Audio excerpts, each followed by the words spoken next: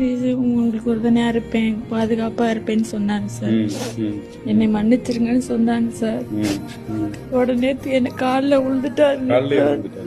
என்ன மன்னிச்சிருங்கன்னு சொல்லி காலில் விழுந்துட்டாரு. போன உடனே எங்களை பார்த்த உடனே என்னை மன்னிச்சுக்கோங்க, உங்களை இங்கே வர வச்சு பார்க்கறதுக்கு ரொம்ப ரொம்ப தயவு பண்ணி மன்னிச்சுக்கோங்கன்னு அழுதுட்டாரு. அப்புறம் பார்த்து நாங்கள் எங்கள் பிள்ளைய போட்டாவை பார்த்துட்டு ரொம்ப அழுதுட்டு எங்கள் காலெல்லாம் விழுந்து மன்னிப்பு கேட்டார்.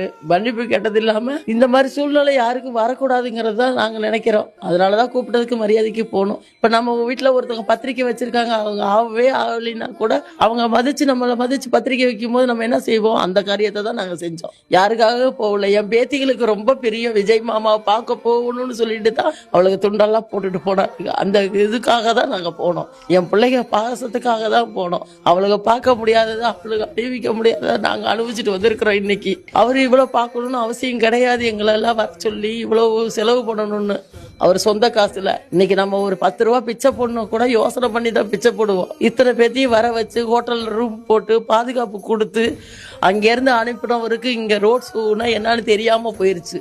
அது ஒன்று. ரெண்டாவது, குறுகிய இடம், நம்ம பிள்ளைகளெல்லாம் கூட்டிகிட்டு வரக்கூடாதுன்னு சொல்லியிருக்கும் போது போய் நம்ம குழந்தைகளை இறந்துட்டோம். அதுதான் நாங்கள் சொல்கிறோம்.